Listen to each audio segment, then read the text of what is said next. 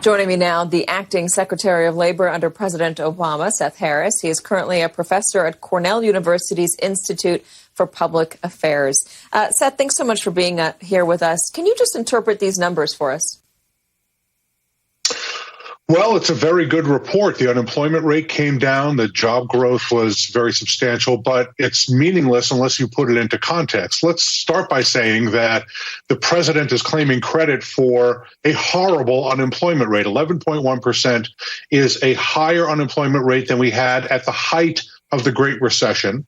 And at the same time, the 4.8 million people who got jobs essentially were reclaiming their old jobs. They were temporarily furloughed, all of them, and they went back to work in their old jobs. So we're not seeing growth in the economy. This is not an indicator of growth.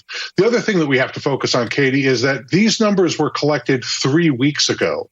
And the world has really changed in 3 weeks. California, Arizona, Florida, Texas, other jurisdictions have reclosed. We've seen a really dangerous, scary spike in infections and hospitalizations. We've seen quarantine orders and all kinds of things that really will radically slow the economy down. So it's a good sort of museum piece, but we're in a different place now, and it's not at all an indicator of where we're going.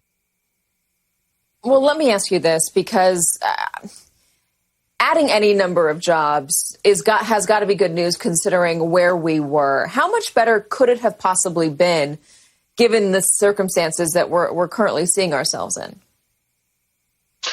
Well, I think a big part of the reason that we're seeing even this amount of job growth is because of the massive spending from Congress in the CARES Act and the other bills that they've passed, and the huge infusion of capital coming out of the Federal Reserve. It really is government that is propping up an economy that is weighted down by this pandemic and by the fear that the pandemic is creating. Workers don't want to go back to work. Consumers don't want to go out and buy.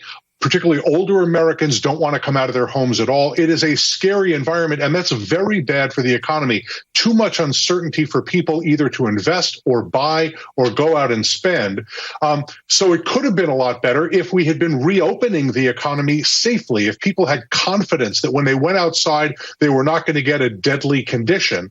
And we're not seeing that. We're seeing governors rushing to reopen. We're seeing the president walking around without a mask. We're seeing him offer very little help to the states, to employers, to workers, and figuring out how to keep themselves safe. So the economy could be much, much better. What we're seeing now is the effects of big government investments. We'll hopefully see more big government investments. But at the end of the day, if we don't treat the fear, which is the biggest symptom of this pandemic, we're not going to have the economy improve. Well, let me ask you this. I've heard this from a lot of economists and, frankly, a lot of health officials. They've said that the economy and this pandemic are one and the same right now. You need to address the pandemic in order to address the economy. You can't do the economy without addressing the pandemic. And Goldman Sachs released some analysis this week saying economic growth, linking economic growth with mask wearing, saying that wearing a mask could save the economy from a 5% hit. It's a big number. And it's almost certainly correct. So we know from Dr. Fauci and scientists, I'm not a scientist, but they're experts, and they're telling us that masks significantly slow the spread of the virus.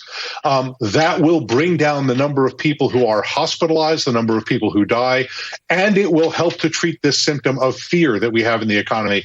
The reason that people are fearful is because they're looking at others who are behaving extremely irresponsibly with the tacit sanction of Republican governors and President Trump, and they're scared, and they should be scared.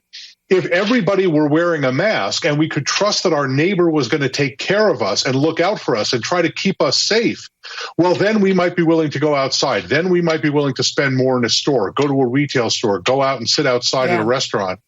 But as long as people are behaving irresponsibly, there's no reason to do anything other than fear going outside. Yeah, I saw a maskless person stocking the shelves at a local pharmacy, and I have not been back to that pharmacy because I'm worried about what might be in there and the precautions they might be taking. So good point. Secretary Seth Harris, thank you very much for joining us, sir. Thanks, Katy. Appreciate it.